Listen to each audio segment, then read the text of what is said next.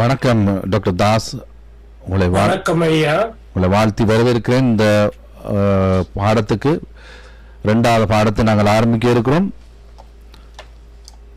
ஆம், இது ஒரு நல்ல பாடம் இன்றைக்கு. இயேசு கிறிஸ்துவை குறித்து நாம படிக்கும் பொழுது அது மிகவும் ஒரு ஆழமான சப்ஜெக்ட். சாதாரணமாக நீங்க மேடைகளில் கேட்கப்படாத காரியங்களை இன்றைக்கு நீங்கள் கேட்கப்பட போகின்றீர்கள். ஆமென். ஒரு ஜெபத்தோட நாம துவங்குவோம். ஆமையா. எங்கள் அருமையான நல்ல தகப்பனே, இயேசு கிறிஸ்து இந்த உலகத்திலே வரும்பொழுது அவர் உருவாக்கின இந்த உலகம், ஜனம், மக்கள் அவரை ஒதுக்கி விட்டார்கள். ஆண்டவரே, அவர்களை போல நாங்கள் இராமல் மேய்ப்பர்கள் அவரை ஏற்றுக்கொண்டு வானசாஸ்திரிகள் அந்நிய நாடுகளிலிருந்து வந்து அவரை வணங்கி தொழுகிறது போல நாங்களும் அவரை தொழ வேண்டும். அவர் எங்களுடைய சொந்த இரட்சகராக ஏற்றுக்கொள்ள வேண்டும். அதனுடைய அறிகுறிகளை எங்களுக்கு காத்திருந்தோம். ஆமாண்டவரே, இப்பொழுதும் கூட எத்தனையோ நேயர்கள் கேட்டுக்கொண்டிருக்கின்றார்கள். உம்முடைய ஆவியானவர் அவருடைய கண்களை திறந்து உம்முடைய குமாரனை பற்றி ஆழமாக அறியும் ஞானத்தை தந்தருளும். ஆமென். ஆண்டவரே, இதோ இந்த அடியான் உமக்கு உம்முடைய பாதையில ஒரு இடையூறலாக இல்லாதபடி நீக்கி உம்முடைய சத்தத்தை அவர் கேட்கும்படி நீர் செய்தரும். எல்லாவற்றையும் கர்த்தராகிய இயேசு கிறிஸ்துவின் நாமத்திலே கெஞ்சி மன்றாடுகின்றோம். ஆமென். ஆமென். ஆமென். ஆமென்.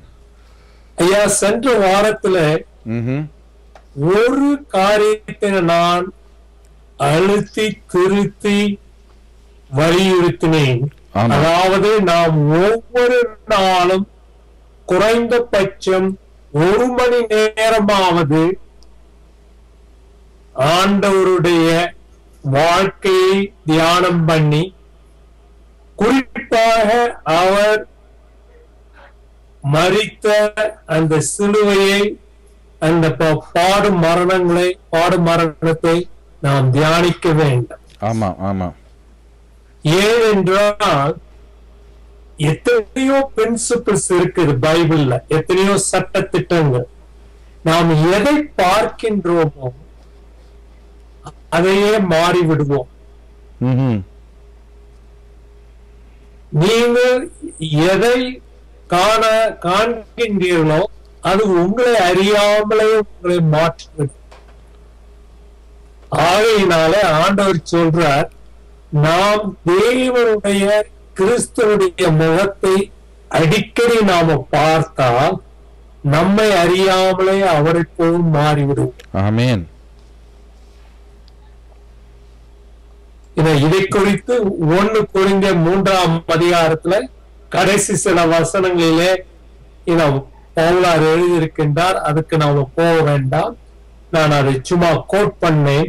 ஆகையினால ஒவ்வொரு நாளும் ஆண்டவரை நாம் ஆழமாக படிக்க வேண்டும். இன்றைக்கு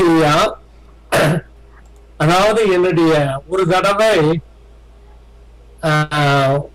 ஒரு வகுப்புக்கு பல நாட்கள் நான் சென்றிருந்தேன். அது எபிரேய மொழியிலிருந்து எப்படி, அதாவது பழைய ஏற்பாட்டை நான் ஒரு மக்களோட படிக்க ஆரம்பித்தேன். இவர்கள் எல்லாம் யூதர்கள்.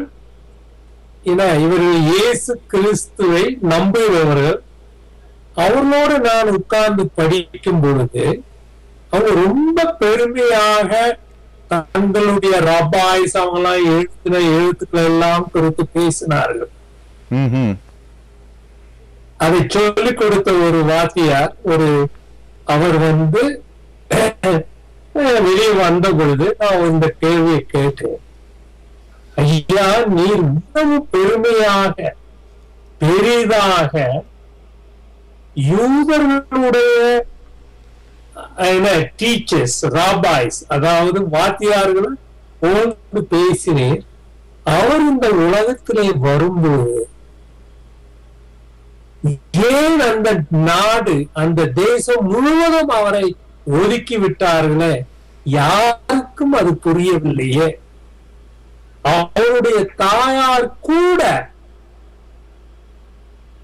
இவர் சிலுவையிலே மரிப்பார் என்கிறது உணரவில்லை. எங்க நீங்க பிழை செய்தீர்கள்? அவரால் அதுக்கு பதில் கொடுக்க முடியும். இது எப்படி என்றால், எல்லாவற்றையும் சொல்லி பேசி கடைசியில பூசணிக்காய மறைச்ச மாதிரி. ஏன் இவர்கள் இயேசு கிறிஸ்துவை தள்ளிவிட்டார்கள்? அதை குறித்து நாம் இன்றைக்கு படிக்க போகின்றோம், பேச போகின்றோம். இன்னொரு சில விஷயங்களை குறித்து நான் பேச விரும்புகின்றேன். இந்த 3 புத்தகங்கள், ஒன்று மத்தேயு, மார்க்கு, லூக்கா என்ற இந்த 3 புத்தகங்களில முதலாவதாக எழுதப்பட்டிருக்கிறது மார்க்கு என்று கூறலாம். அதுதான் அவர் சொல்றார்கள். மார்க்கு எழுதப்பட்டது பேதுருடைய ஒரு சிஷ்யன்.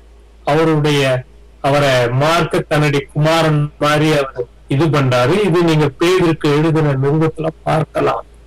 ஆகையினால மார்க்கு புத்தகத்தில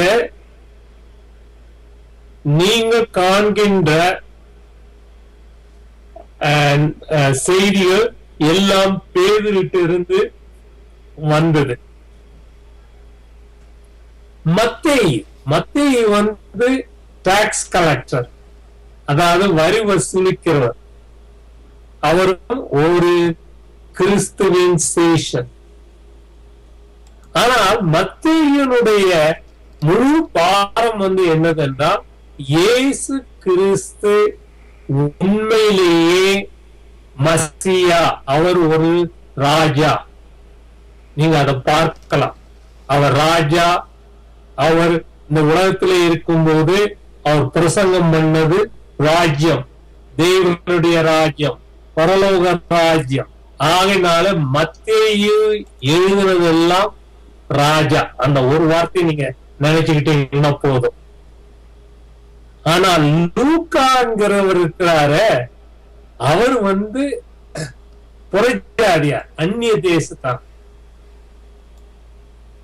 அவர் ஒரு பவுலுடைய கான்வென்ட், பவுலினால அவருடைய உபதேசத்தினால கிறிஸ்தவனாக மாறின அந்நிய தேசம். அவர் இயேசுவை பார்த்தது கிடையாது.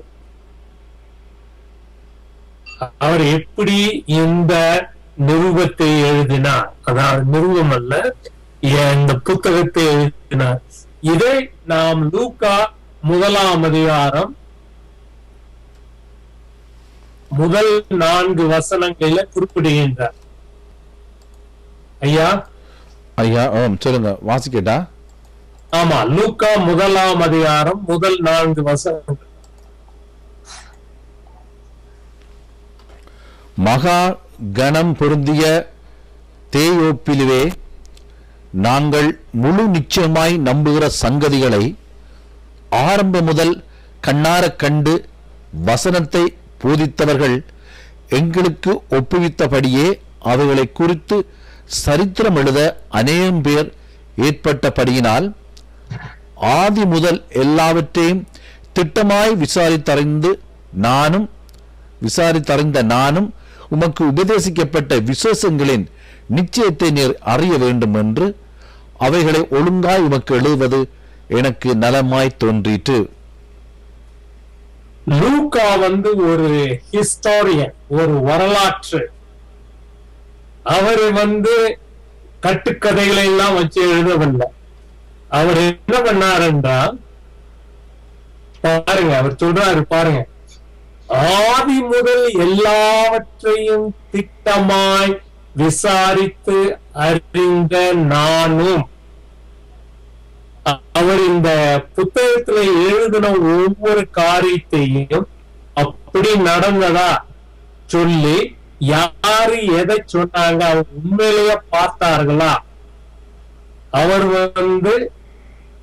ஆணித்தரமான செய்திகளை நிகழ்ச்சிகளை இதுல எழுதியிருக்கிறார். இப்ப நீங்க கேள்வி கேட்கலாம், இவர் என்ன இன்ஸ்பயர்டா? ஐயா இல்ல, இப்ப நம்ம என்ன நினைக்கின்றோம் என்றா, ஆண்டவர் இந்த ஆட்கள் எல்லாம் ஒரு பேனா வச்சு எழுதிட்டு இருக்கும் போது பரிசுத்த ஆவியானவர் அந்த பேனாவை எழுது வைச்சாரு. புரியுதாயா? ஆமா ஆமா, திரும்ப சொல்லுங்க. அதாவது நாம என்ன நினைக்கிறோம்னா, இந்த தீர்க்கதரிசிகள் ஒரு இதுல உட்கார்ந்துகிட்டு இருந்து ஒரு பேனாவை கையில வச்சிருப்பாங்க. அப்போ பரிசுத்த ஆவியானவர் அந்த பேனாவை வார்த்தையில எழுதினார்கள் என்று நாம நினைக்கின்றோம். அது தப்பு.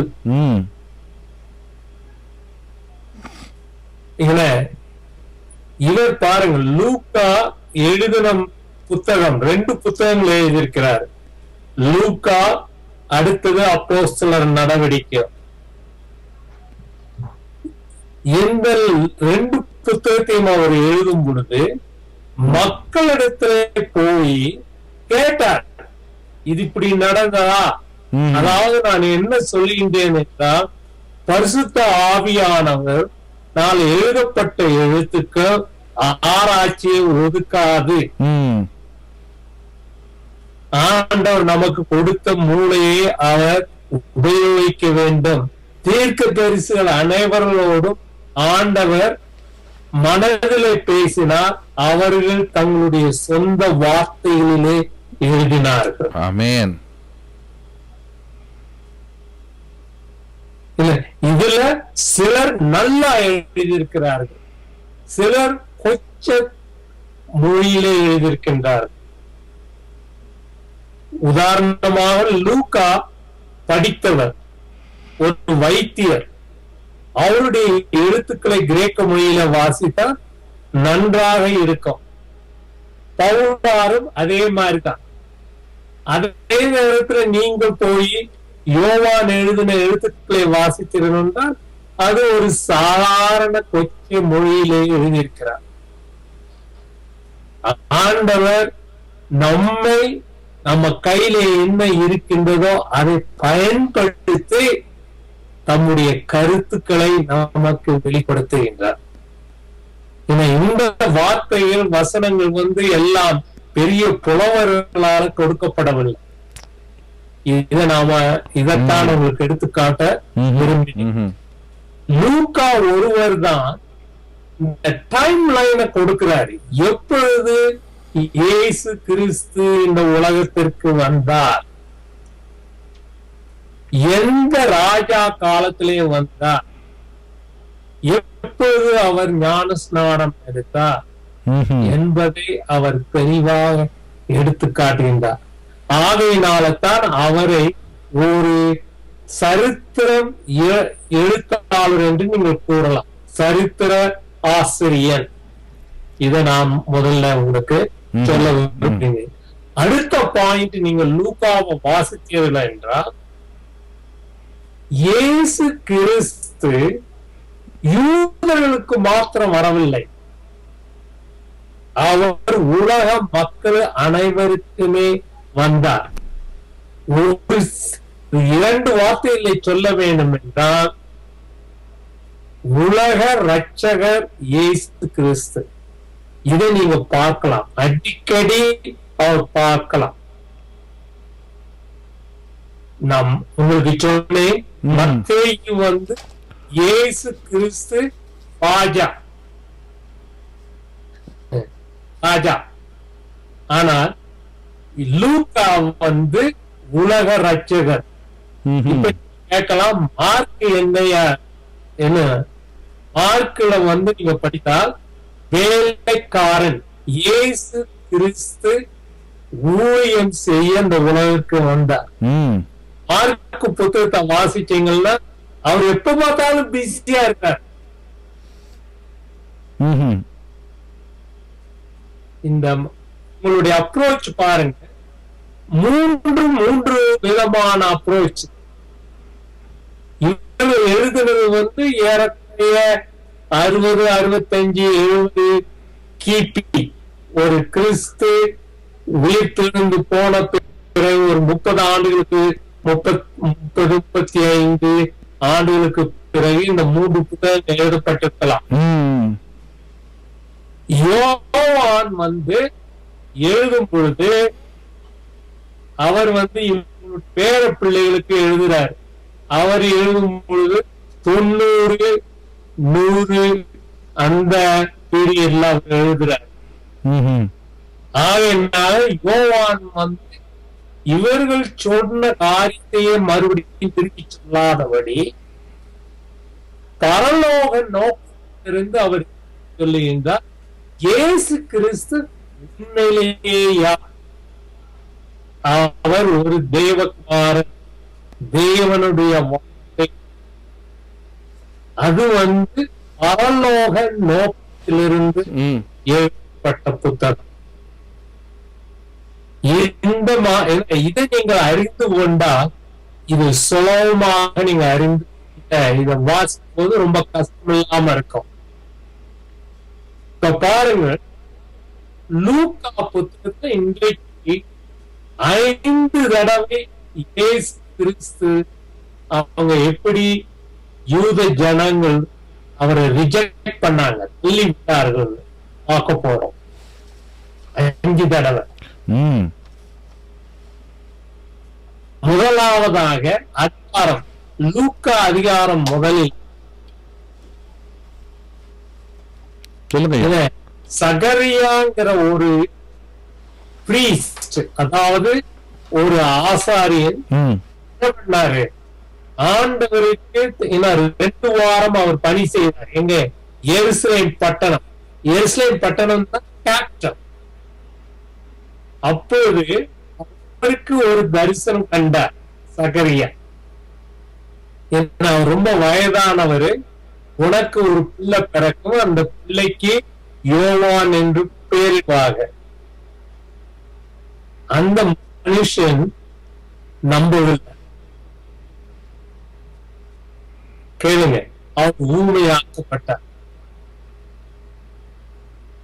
அது அங்க இருக்கிறது எல்லாருக்கும் தெரிய வந்திருக்கும்.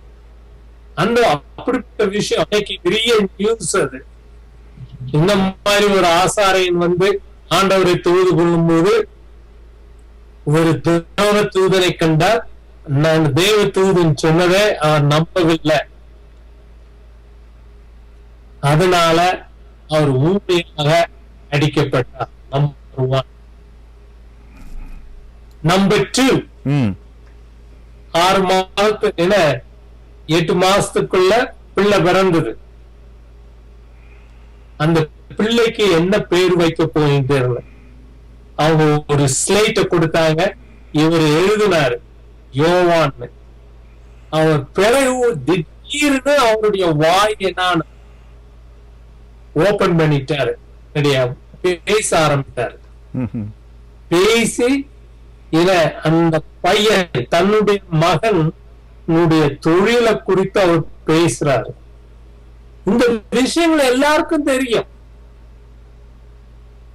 இது 2வது தடவை. இப்போ 3வது தடவை ஆண்டவர் பாருங்க, முதல்ல எங்க அனௌன்ஸ் பண்ணாரு, எருசலேம் பட்டணத்திலே இருக்கிற கோவிலில் ஆண்டவர் கொடுத்தாரு.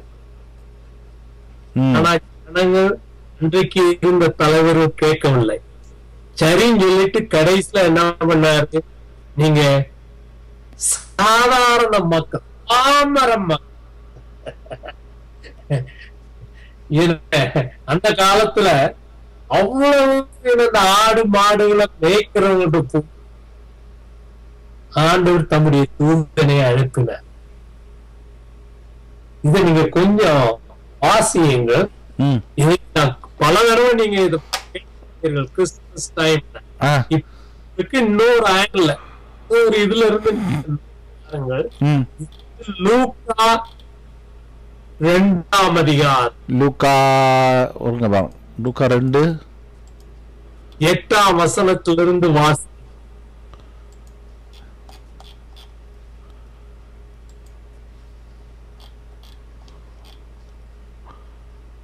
இரண்டாம் அதிகாரம் 8ஆம் வசனம்.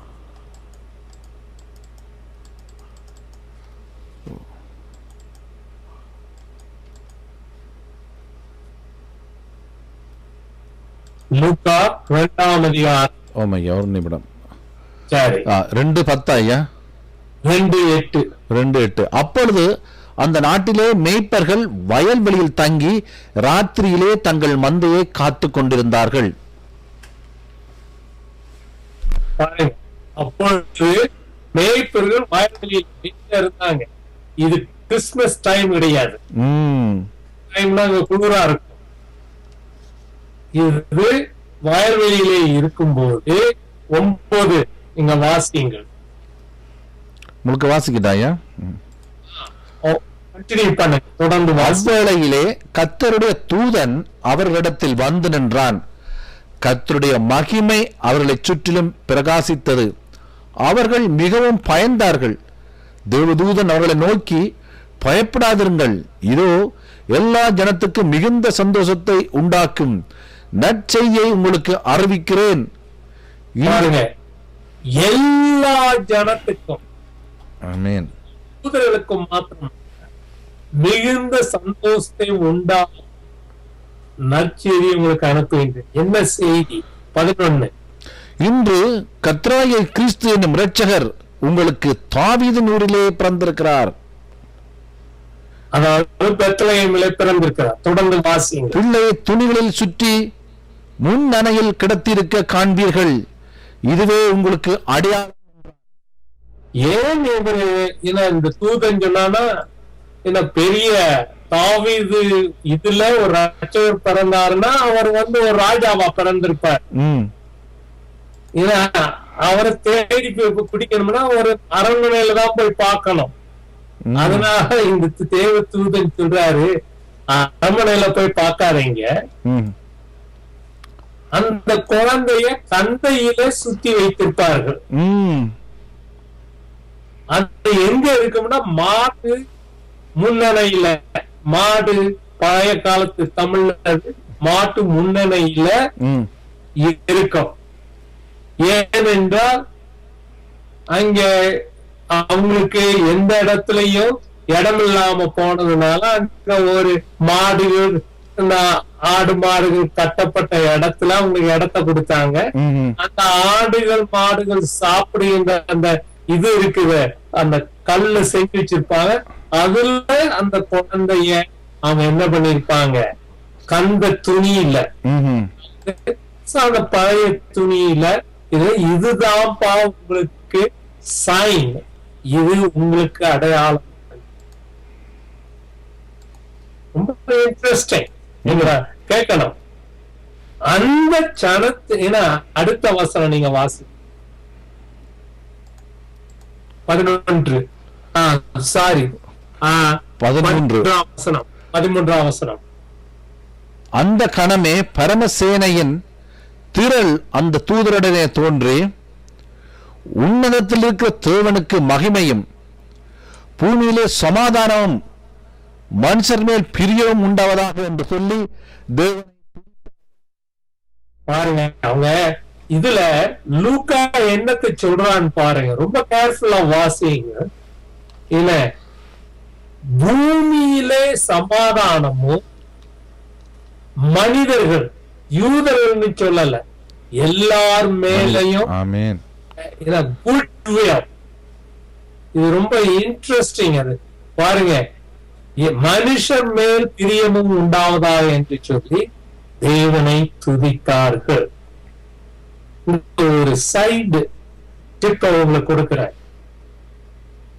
ஆண்டவர் சாகும் பொழுது செத்த பிறகு அவரை துணியினாலதான் என்ன பண்ணாங்க, ராப் பண்ணாங்க, அவரை சுத்தினாங்க. ஆமா, இந்த அவருடைய பிறப்பிலேயே நீங்க சிலுவையினுடைய நிழலை பார்க்கலாம். அவர் ஒரு தரித்திர குடும்பத்திலே பிறந்தார். துணி கிடையாது, பிறந்த இடம் படு மோசமான இடம்.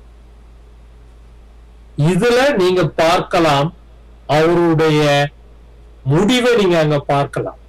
சரி, அதுக்கப்புறம் நீங்க என்ன பண்ணாங்க, ரொம்ப தீவிரிச்சு போனாங்களாம். நீங்க வாங்க, இத கேட்டு இத அடுத்தது 16ஆம் வசனத்தை நீங்க வாசிங்க. தீவிரமாய் வந்து 16 15 14 மன்னிக்கணும். உன்னதத்தில் இருக்க தேவனுக்கு மகிமையும் பூமியிலே சமாதானமும் மனுஷர் மேல் பிரியவும் உண்டாவதாக என்று சொல்லி தேவனை துதித்தார்.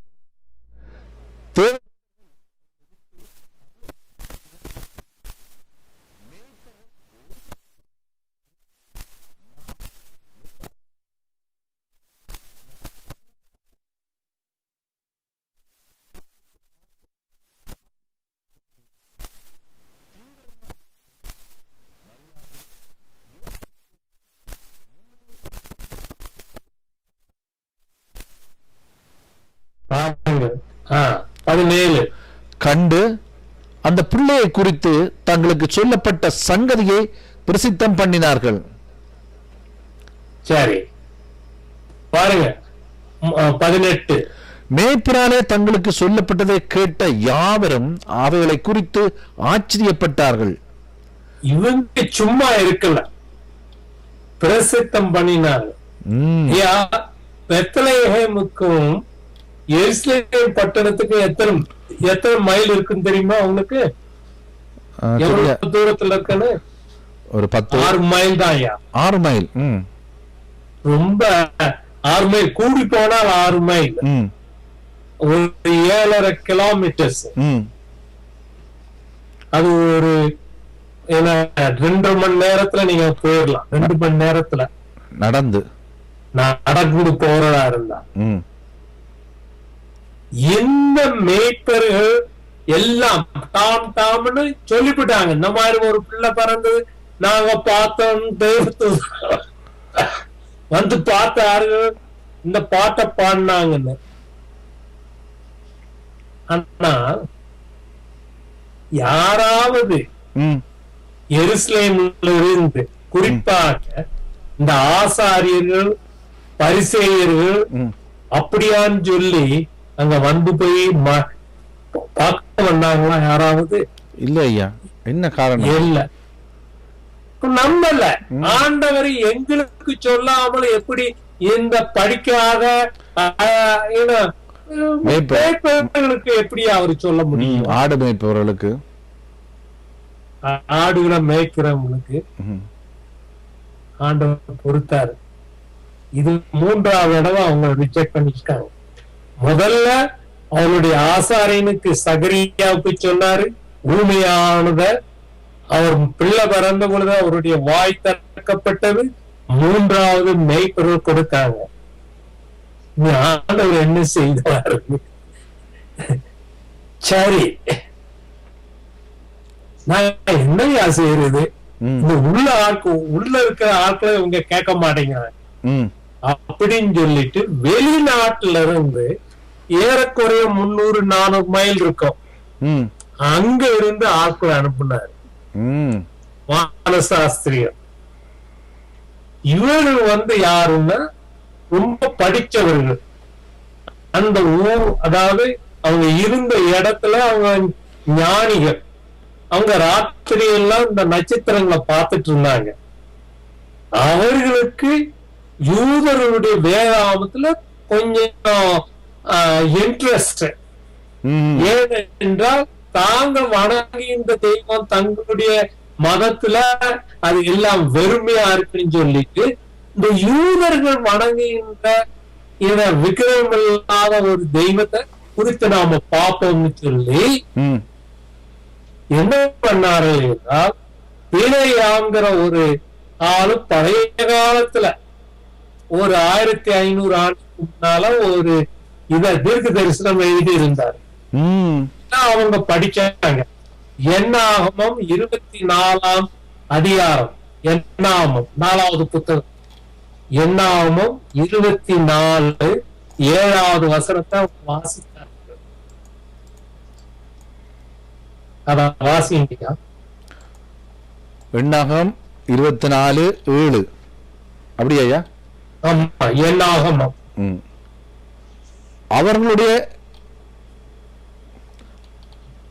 அவர்களுடைய நீர்ச்சால்களிலிருந்து தண்ணீர் பாயும், அவர்கள் விந்து திரளான தண்ணீர்களிலே பரவும். அது இல்லையா? என்னாகமம், என்னாகமம் 24ஆம் அதிகாரம் 7ஆம் வசனம். அதான் நீங்க படிக்கிற எண்ணாகம் 24:7. இருங்க, வர தமிழ் தப்பா நான் கொடுத்திருக்கேன். இருங்க வர.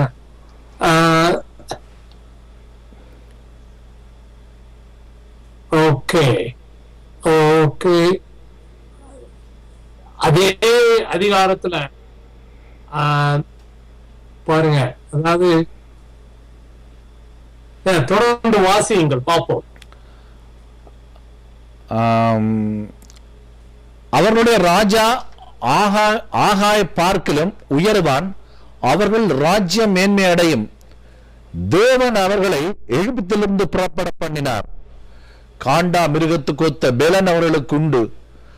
அவர்கள் சத்துக்களாகிய ஜாதிகளை பட்சித்து அவர்கள் எலும்புகளை நொறுக்கி அவர்களை தங்கள் அம்புகளாலே எய்வார்கள்.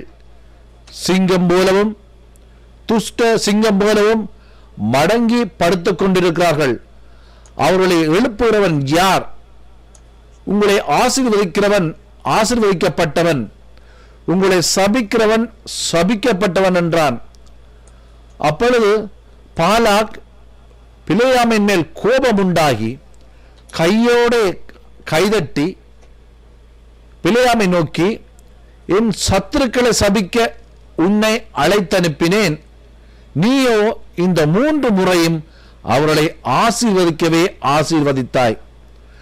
நீங்க இப்போ 17ஆம் வசனத்தை வாசிங்க. அவரை காண்பேன், இப்பொழுது அல்ல, அவரை தரிசிப்பேன், சமீபமாய் அல்ல. நட்சத்திரம் யாக்கோபிலிருந்து உதிக்கும், ஒரு செங்கோல் இஸ்ரவேலிலிருந்து எழும்பும், அது மோவாப்பின் எல்லைகளை நொறுக்கி சேத் புத்திர எல்லோரையும் நிர்மூலமாக்கும். பாருங்கள், அதாவது அவர் என்ன சொல்றார் என்றால், ஒரு நட்சத்திரம் யாக்கோபிலிருந்து வரும், செங்கோல் இஸ்ரவேல் புத்திரர்களுக்கு வரும்னு இந்த தீர்க்க தரிசனம் அவங்க கையில இருந்திருக்குது. இதனால எங்கேயாவது ஒரு நட்சத்திரம் தோன்றுமான்னு வானத்துல பார்த்துட்டு இருக்கும் போது தேவனுடைய தூதர்கள் இந்த மேய்ப்பர்களை வந்து காணுவதற்காக வரும்பொழுது அது ஒரு நட்சத்திரமாக பார்த்தார்கள். அந்த நட்சத்திரத்தை கண்ட பிறகு அவர்கள் அங்க துதித்து போன பிறகு ஆண்டவர் ஒரு நட்சத்திரத்தை அவங்கள வழி நடத்தினார். இத வழி நடத்தி இவங்க அந்த நட்சத்திரத்தையே ஃபாலோ பண்ணி இவங்க என்னன்னா நேரடியா எருசலேம் பட்டணத்துல விட்டுட்டு நட்சத்திரம் மறைஞ்சு போச்சு. அப்ப நட்சத்திரம் மறைஞ்சு போன உடனே உங்களுக்கு என்ன ஆச்சரியம்னா, அப்ப இது அரசாங்கத்தினுடைய தலைநகரம். அதனால அங்க எல்லார்ட்டையும் கேட்டாங்க, எங்க இஸ்ரவேல் யாக்கோபினுடைய இதுல இருந்து வர்ற ராஜா எங்க பறக்கிறாரு? அதை இவங்க அசைக்க பண்ணி விட்டாங்க. யாரு? அன்றைக்கு இருந்த பரிசேயர்கள், தலைவர்கள், இவங்க அந்நிய தேசத்தாருக்கு இவங்களுக்கு என்ன தெரியும் பைபிள்? ஆனா இந்த விஷயம் யாருக்கு போய் சேர்ந்தது? ஏரோது ராஜாவுக்கு போனது. அந்த மனுஷன், என்னடா இது, இந்த ஆட்கள் வெளியூர்ல இருந்து இங்க வந்திருக்கிறாங்க, ஏன்னா எங்க பிறக்கிறான்னு கேக்குறாங்க. அப்ப இங்க ராஜா நம்ம பதவியை எடுக்கிறதுக்கு பிறந்து விட்டாரோ அப்படின்னு சொல்லி அவர்கள் என்ன பண்ணாரு, இவங்க எல்லா தந்திரம் பண்ணி என்ன ஒதுக்க பாக்குறாங்கன்னு சொல்லி அவர் என்ன பண்ணாரு, ஏரோது ராஜா கோபம் அடைச்சு அங்க இருக்கிற அந்த யாரு அந்த ஆசாரிகள், பிரதான ஆசாரியர்கள் எல்லாம் கூப்பிட்டு நீங்க உண்மையை சொல்லு, ஏன்னா இந்த அந்நியர் ஏன்னா இந்த ஞான சாஸ்திரிகள் சொல்றாங்க அவருடைய நட்சத்திரம் பார்த்தாங்க, உங்க வேதனை என்னப்பா சொல்லி இருக்கு பாருங்க அப்படின்னு அவர் கேட்டார். இத நீங்க மத்தேயு 2ஆம் அதிகாரம் 4ஆம் வசனத்தை வாசியுங்கள். என்னையா மத்தேயு 2ஆம் அதிகாரம் 4ஆம் வசனம்.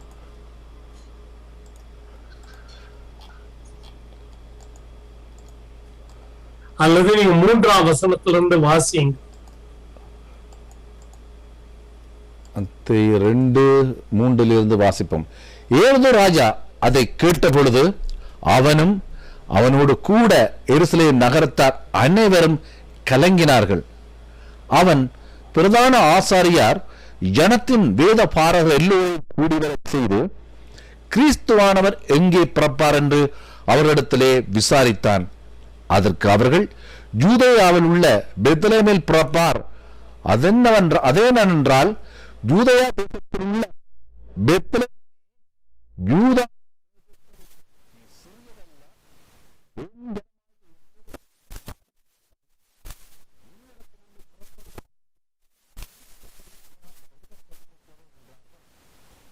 பாருங்க.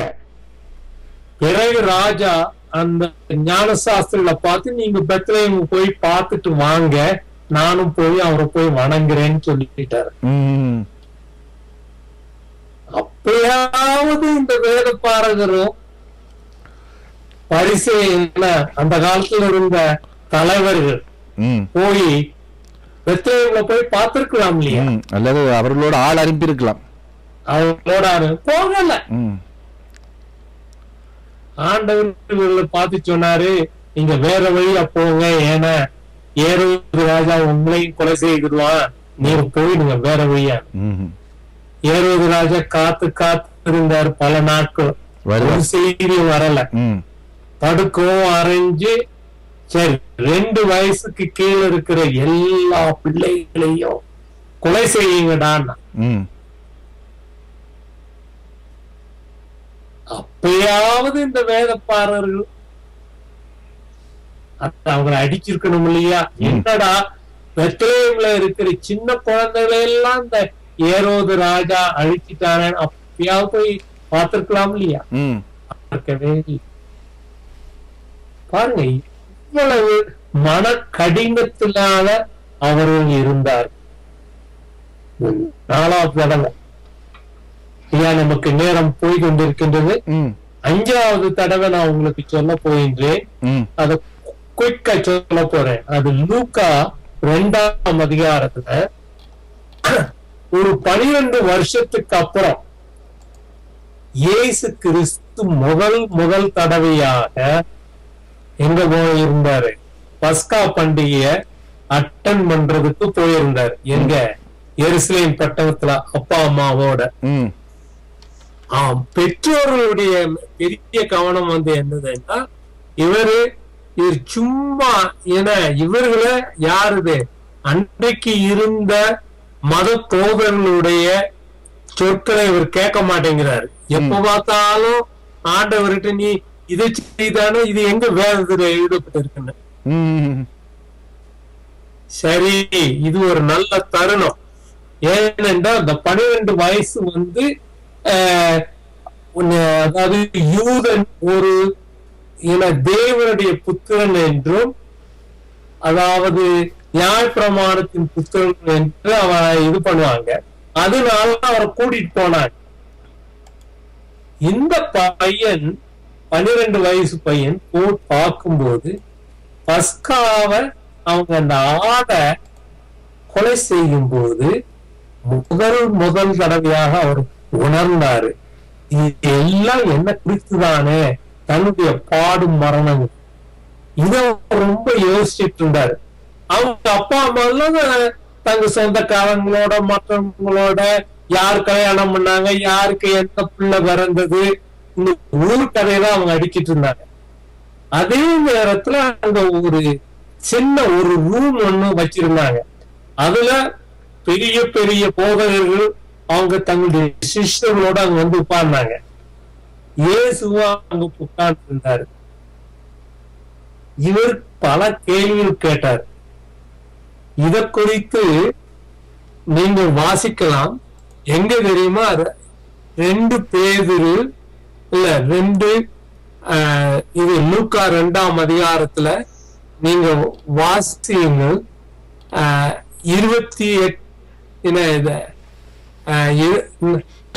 46ஆம் வசனத்தை வாசிங்க.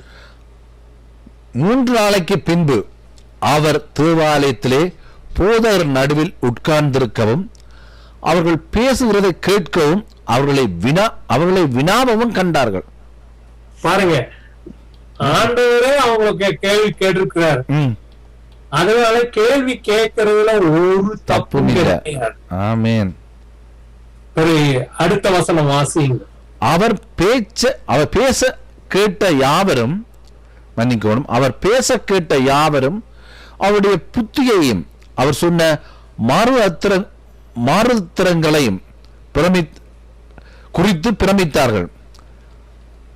பாருங்க, அடுத்தது 48.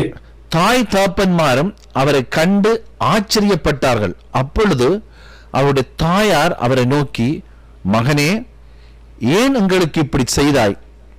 இதோ உன் தாப்பனும் நானும் விசாரத்தோடே உன்னை தேடினோமே என்றான்.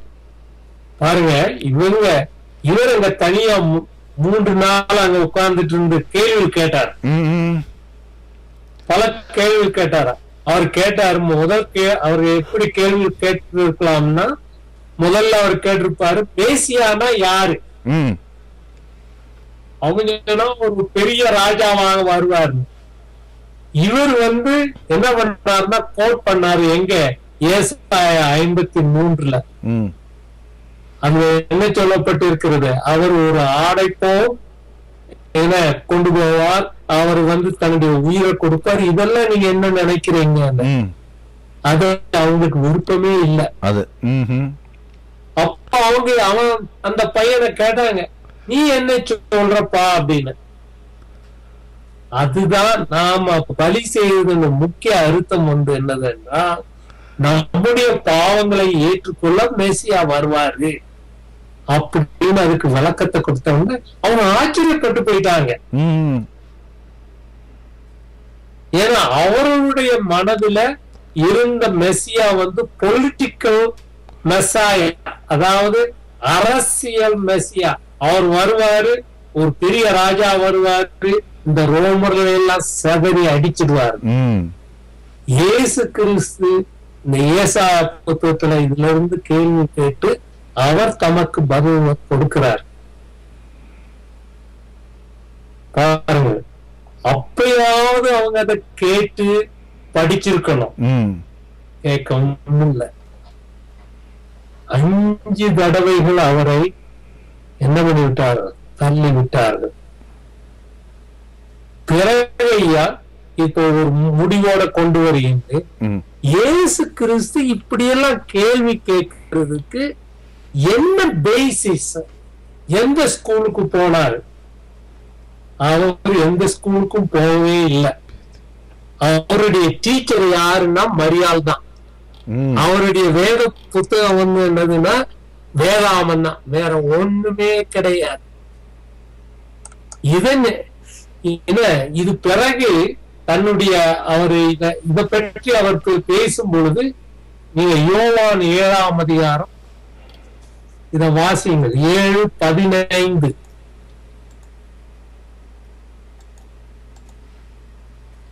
இது தான் பிற்காலத்துல வேலை செய்யும் பொழுது, அதாவது ஊழியம் செய்யும் பொழுது அவர் அந்த யூதர்கள் என்ன செய்வாங்க பாருங்க. 7:15. அப்பொழுது யூதர்கள், இவர் கல்லாதவராயிருந்தும் வேத எழுத்துக்களை எப்படி அறிந்திருக்கிறார் என்று ஆச்சரியப்பட்டார்கள். அதனுடைய அர்த்தம் வந்து என்னன்னா, அவருக்கு வாசிக்க தெரியாதுன்னு இல்ல,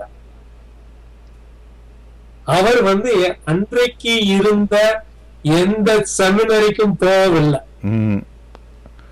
எந்த ஸ்கூலுக்கும் போகவில்லை, எந்த ஸ்கூலும் போல உங்களை மாதிரி. அதாவது செமினரி வேத நானும் போனது கிடையாது. தொடர்ந்து வாசிங்க 16ஆம் வசனம் ஆண்டவர் கொடுக்கிறார். இயேசு அவர்களுக்கு பிரதியுத்தரமாக, என் உபதேசம் என்னுடையதாய் இராமல் என்னை அனுப்பினருடையதாயிருக்கிறது. அதாவது பிதாவாகிய தேவனிடத்திலே இருக்கின்றது. ஆமென். அடுத்த வசனத்தை வாசிங்க. அவருடைய சித்தத்தின்படி செய்ய மனதுள்ளவன் எவனோ அவன் இந்த உபதேசம் தேவனால் உண்டாயிருக்கிறது, நான் சுயமாய். அதாவது அவர் என்ன சொல்றாருன்னா, இந்த பாரு, நீங்க ஏன் ஆச்சரியப்படுறீங்க, என்ன எனக்கு சொல்லிக் கொடுத்தவர் யாருன்னா பிதா, பரலோகத்தில் இருக்கிற தேவன். ஆமென். யாரு அவருடைய சித்தத்தை செய்யறதுக்கு அந்த நோக்கத்துல வேதாமத்தை படிக்கின்றார்களோ அவர்கள் தான் ஆண்டவராக போதிக்கப்படுவார். இதை குறித்து அடுத்த வாரம் நாம பேசுவோம். இயேசு கிறிஸ்துவனுடைய அவருக்கு சில புத்தகங்கள்ல இருந்து அடிக்கடி அவர் கோட் பண்ணியிருக்கிறாரு. அதான் உங்களுக்கு தர்றேன். ஏசாயா புத்தகம், ஓசியா, சங்கீதம், உபாகமம். என்னை பொறுத்த வரைக்கும் அவர் எல்லாத்தையும் மனப்பாடம் பண்ணி வச்சிருப்பார். ஏன்னா அவரு தன்னுடைய ஊழியம் செய்யும் போது வேதாமத்தை கைக்குள்ள வச்சுட்டு கொண்டு போகவில்லை, எல்லா ஞாபகத்திலிருந்து சொன்னாரு. It is written, இது எழுதப்பட்டிருக்கின்றது. அவர் வந்த ஒரே ஒன்று, தேவன் தான் தம்முடைய ரட்சகர்.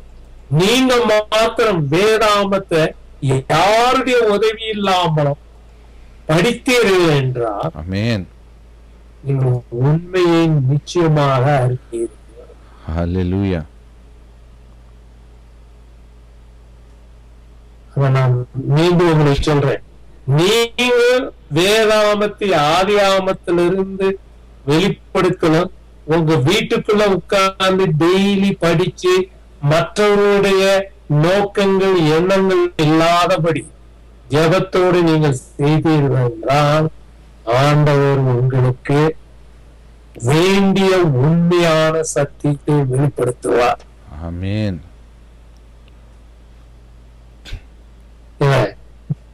நாம் அந்த பாடத்தை இயேசு கிறிஸ்துவிலிருந்து படிக்க வேண்டும். ஆமென். கிறிஸ்துவனுடைய வாழ்க்கையை நாம பார்க்கும் பொழுது இந்த மார்க் புத்தகத்துல சொல்றாரு, அவர் ராத்திரி அவர் விடிய காலையில எந்திரிச்சு ஜெபிக்க போனார்.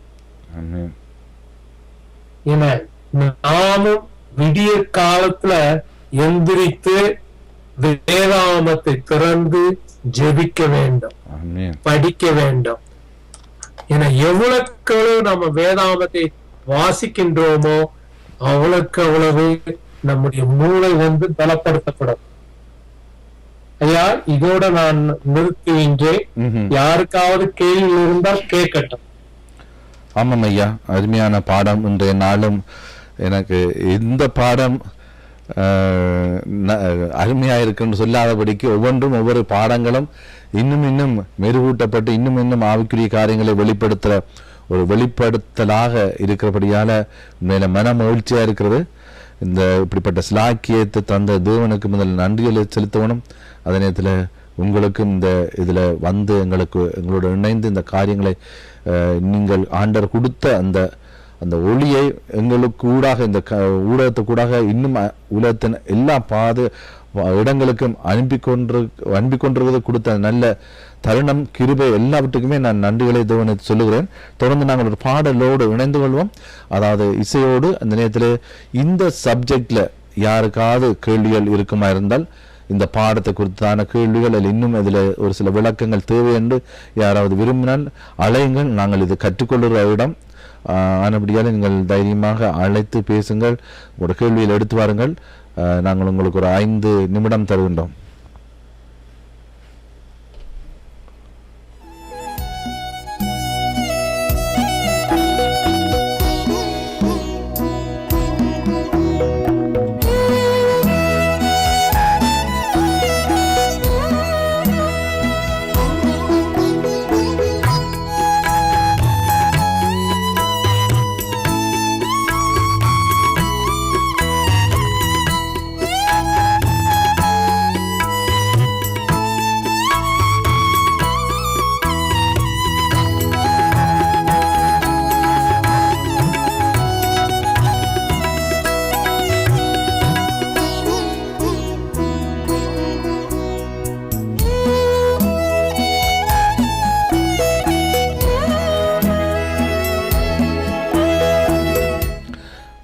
வணக்கம். வணக்கம், நன்றி கதைக்கிறேன். சொல்லுங்க, என்ன கேள்வியோட வந்திருக்கிறீர்கள்? கேள்வியோட வரையில நல்ல விளக்கமா நல்லா இருந்தது, கேட்க எங்களை விளங்கிக் கொள்ளக்கூடியதா இருந்தது. ஐயாக்கு நன்றி சொல்லுவோம் வந்து. ஆமாம், நன்றி நன்றி அம்மா. நல்ல நன்றி அம்மா. ஆமாம், மிக ஒரு இலகுவா இருந்தது இல்ல?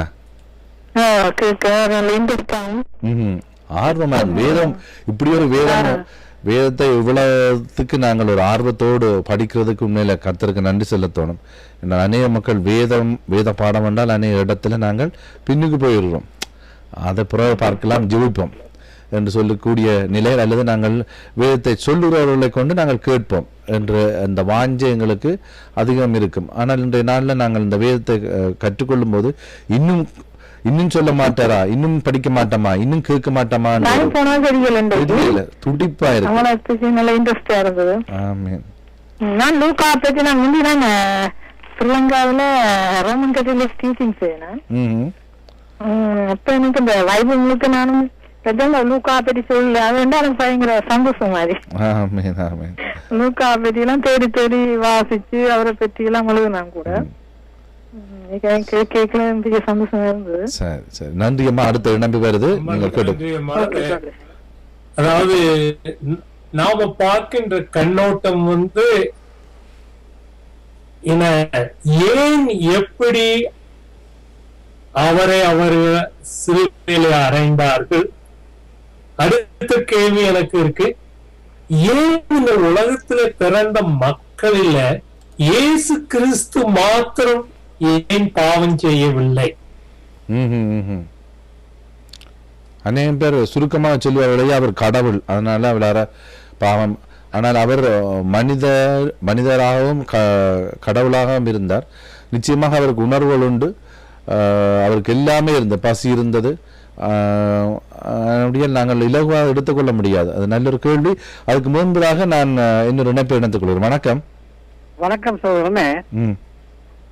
2000 ஆண்டுக்கு இயேசு கிறிஸ்து தள்ளிவிட்டது உண்மை. ஆனா இந்திய காலத்திலும் இந்த மக்கள் இயேசு கிறிஸ்து சொந்த இரட்சகராக ஏற்றுக்கொள்ள மறுக்கிறார்கள். காரணம் என்ன? அன்றைக்கு ரேடியோல கேட்கிறேன். அத கேள்வி நான் அன்றைக்கு இயேசு கிறிஸ்துவை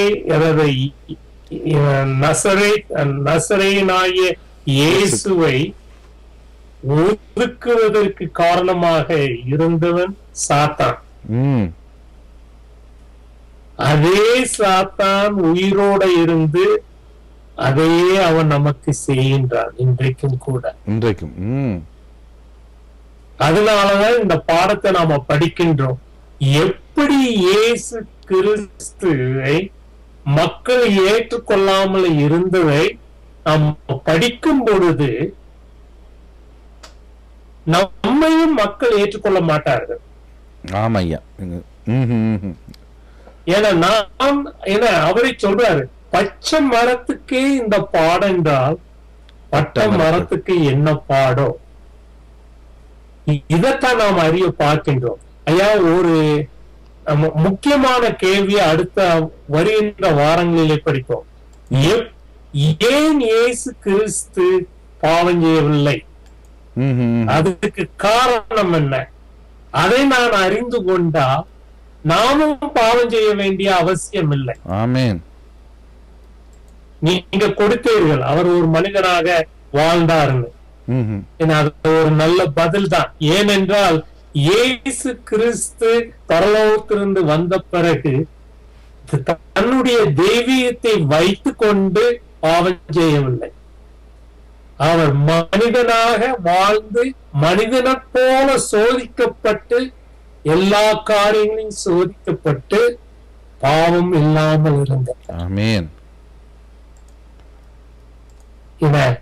அந்த இதை நம்ம ஆழமாக பார்ப்போம். அதை எப்படி செய்கின்றார் என்று இனிமே வரப்போகின்ற வாரங்கள் படிக்க போகின்றோம். நீங்க ஒரு ஜெபத்தோட முடியுங்க. ஆமென், ஆமென். அன்பான நல்ல தகப்பனே, இந்த அருமையான வேலைக்கு மீண்டுமாக உங்களுக்கு நன்றி செலுத்துறோம் அப்பா. இயேசுவே, இன்றைய நாளிலும் உண்மை குறித்து அறியக்கூடிய அறிவை இன்றைய நாளில் எங்களுக்கு தந்ததுக்காக உங்களுக்கு நன்றி செலுத்துறோம் ஐயா. ஆண்டவரே, மகா கணம் பொருந்திய தேவனே, உண்மை அறிகிற அறிவில் இன்றைய நாளில் நாங்கள் வளர்றதுக்காக உங்களுக்கு நன்றி செலுத்துறோம் ஐயா. இன்றைய நாளில் ஐயா உங்களுடைய வாழ்க்கையின் பாடுகளையும் உங்களுடைய பிறப்பின் அதிசயங்களையும் நாங்கள் இந்த வேதாமத்திலே இந்த கற்றுக்கொள்ள கொடுத்த நல்ல கிருபைக்காக உங்களுக்கு நன்றி செலுத்துறோம். இயேசுவே, இப்படிப்பட்ட பொக்கிஷங்களை பரிசுத்த ஆவியானவரே நீரங்களுக்கு இன்றைய நாளில் வழங்கி கொண்டிருக்கிறதுக்காக ஸ்தோத்திரம் ஐயா. ஆண்டவரே, அருமையான காரியங்களை நாங்கள் பார்த்தோம் ஐயா. எப்படியெல்லாம் உங்களை புறக்கணித்தார்கள் என்ற நாட்கள்ல எப்படியெல்லாம் உங்களை புறக்கணித்தார்கள் என்று வேதத்து கூடாக நாங்கள் அறிந்து கொண்டோம். ஆண்டவரே, அன்பின் தகப்பனே, கர்த்தாவே, நீரே எங்களுக்கு உதவி செய்யும் ஐயா. பச்சை மரத்துக்கு அப்படிப்பட்ட காரியங்கள் என்றால் பட்ட மரங்களுக்கு எப்படி இருக்குமோ என்று எங்களுக்கு ஒரு கேள்வியோடு நீங்கள் இந்த நாளில் எங்களுக்கு கட்டித்தந்தீர்களேயா. ஆனாலும் நீர் எங்களுக்கு ஒரு கூட இருந்து எங்களுக்கு பலன் கொடுக்கறதுக்காக உங்களுக்கு நன்றி செலுத்துறோம் ஐயா. ஆண்டவரே, இந்த பாடத்தை கேட்டு இந்த பாடங்களை தங்கள் இருதயத்திலே எடுத்துக்கொள்ற மக்களுக்காக உங்களுக்கு நன்றி செலுத்துறோம். ஆசீர்வாதம். அநேக மக்கள் இந்த நாள்ல இந்த பாடத்தை குறித்து கேள்விப்பட்டது மாத்திரமில்லை, ஆச்சரியப்பட்டு இன்னுமாக வேதத்தின் அதிசயங்களை ஆராய்ந்து கொண்டிருக்கிற இந்த மக்களுக்கு உங்களுக்கு நன்றி செலுத்துறோம் ஐயா. அவர்களை ஆசீர்வதியும் ஐயா. உங்களை வாஞ்சியோடு தேட வேண்டும் என்று இந்த நேரத்திலும் ஐயா அந்த வானொலியோடு இணைந்திருக்கிற ஒவ்வொரு பிள்ளைகளையும் குடும்பங்களையும் பேர் பேராக ஆவிக்குரிய விதத்தில் ஆசீர்வதியும் ஐயா. கற்றுக்கொண்டது நல்லது என்று சொல்லத்தக்கதாகவும் இந்த கற்றுக்கொண்ட பாடங்களை இன்னும் பல மக்களுக்கு அவர்கள் சொல்லிக் கொடுக்கத்தக்கதாகவும் அவர்களை பெரிய ஆசிரியர்களாக மாற்றுங்க ராஜாவே. இந்த நாளில் அவர்களை கற்றுத்தந்தீர்கள் ஐயா. இந்த கல்லூரிக்கும் எந்த பள்ளிக்கூடத்துக்கும் போகாத வகையில ஆண்டவராய் இயேசு கிறிஸ்து அன்றைய நாட்களில் அநேக மத குருமார்களுக்கு ஆண்டவர்கள் கேள்வியில கேட்டு பதில்களையும் கொடுத்தாரே. அதே விதமாக கர்த்தாவே, இந்த வேதாமத்தை நாங்கள் இன்னுமாக ஆராய்ந்து படித்து அநேக மக்களுக்கு விளக்கங்கள் கொடுக்கக்கூடிய நல்ல ஊழியர்களாக இந்த கேட்டுக்கொண்டிருக்க ஒவ்வொரு பிள்ளைகளையும் மாற்றுங்க ராஜாவே. அவர்கள் ஊழிய பணியில செய்யத்தக்கதாக நீங்களே அவர்களுக்கு ஆசிரியராக இருந்து, பரிசுத்த ஆவியானவர் நீரே அவர்களுக்கு ஆசிரியராக இருந்து இந்த மக்களை படிப்பித்து வெளியில புறப்பட்டு அனுப்புங்க ராஜாவே. உங்களுடைய தூதை கொண்டு செல்ற மக்களாக அவர்கள் புறப்பட்டு செல்லும்படியாக அநேக மக்களுக்கு தங்கள் இந்த வேதத்தின் வார்த்தைகளை சொல்ற மக்களாக அவர்களை வழிநடத்த வேணுமா இந்த இடத்துல கேட்கிறோம் ஐயா. அன்பின் தாப்பனே, இந்த நிகழ்ச்சியை கேட்டவர்கள் இது கற்றது காணும் போதும் என்று இல்லாதபடிக்கு இன்னும் அவர்கள் ஆவிக்குரிய வாஞ்சே இன்னும் அடுத்த பாடங்களையும் கற்றுக்கொள்ள வேண்டும் என்ற வாஞ்சே உருவாக்குறதுக்காக ஸ்தோத்திரம் ஐயா. நன்றி தாப்பனே. ஆண்டவரே, இந்த வானொலிக்காக நன்றி, இந்த வானொலிக்கு உதவி செய்கிற மக்களுக்காக நன்றி. இந்த வானொலி மூலம் கர்த்தாவே இந்த பாடத்தை நடத்துகிற அருமையான தாசைவாக்க நன்றி செலுத்துகிறோம். அவருடைய குடும்பங்களையும் அவருடைய உறவுகளையும் ஆசீர்வதிங்க ராஜாவே. மென்மேலும் ஆசீர்வதிங்க. இன்னும் நல்ல சுகபலனை அவர்களுக்கு கொடுங்க, காத்து கொள்ளுங்க, வழி நடத்துங்க. மீண்டும் அடுத்த பாடத்துக்குள்ள நான் இன்னும் பல காரியங்களை வேதாமத்தை திறந்து ஆராய எங்களை நேரங்களை காலங்களே எங்களுக்கு கொடுங்க ராஜாவே. எல்லாவற்றையும் கருத்தில் ஒப்பு கொடுத்து ஆண்டவராகிய இயேசு கிறிஸ்துவின் இனி நாமத்தில் ஜெபிக்கிறேங்க நல்ல தந்தையே. ஆமேன். ஆமென். ஐயா, அடுத்த வாரம் உங்களை அனைவரையும் சந்திப்போம். ஏன்னா எத்தனையோ பாடங்கள் இருக்கின்றன, எத்தனையோ நவீன காரியங்கள் இருக்கின்றன. நீங்க சொன்ன மாதிரி படிக்க படிக்க அது புதிய, இது ஒரு நீர் ஊற்று. ஆமென்.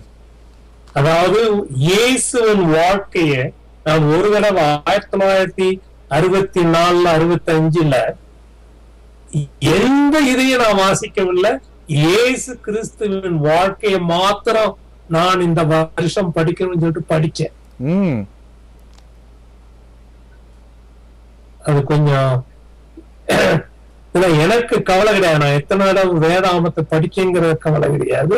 ஆனால் இயேசு கிறிஸ்துவை நாம் அறிய வேண்டும். ஏன்னா நம்முடைய நித்திய ஜீவன் ஏன்னா ஆண்டவரே சொல்றாரு, நீங்க அதான் சென்ற வாரங்களிலே வாசித்தீர்கள். யோவான் 17ஆம் அதிகாரம் 3ஆம் வசனத்துல அவர் சொல்றாரு, நீரே மெய்யான தெய்வம் என்றும் நீர் அனுப்பின இயேசு கிறிஸ்துவை அறிவதே என்னதான் அந்த நித்திய ஜீவன் என்று ஆண்டவர் சொல்றார். அந்த நித்திய ஜீவனை நாம் அடைய வேண்டும் என்றால் மெய்யான தேவனையும் அவர் அனுப்பின இயேசு கிறிஸ்துவையும் நாம் அறிய வேண்டும். அந்த அறிவு இப்பொழுதுதான் நாம் அறிய முடியும், செத்த பிறகு அறிய முடியாது. ஐயா, உங்களுக்கு நன்றி செலுத்துகின்றேன். ஏன்னா ஆண்டவர் என்ன ரொம்ப ஆசீர்வதித்திருக்கின்றார் இந்த வேத பாடங்கள் எல்லாம். ஏன்னா எனக்கும் பெரிய ஆசீர்வாதம். ஏனென்றால் இதுக்கு ஆயத்தம் பண்ணும் பொழுது பல கருத்துக்களை நான் பார்க்க வேண்டியது இருக்கின்றது, அதை தொகுக்க வேண்டியது இருக்கின்றது. அது ஒரு பெரிய ஆசீர்வாதம். மீண்டும் சந்திப்போம். நன்றி. மீண்டும் சந்திப்போம் அடுத்த வாரம். கர்த்தர் உங்களை தொடர்ந்து ஆசீர்வதிப்பாராக. தேங்க்யூ. ஆமென்.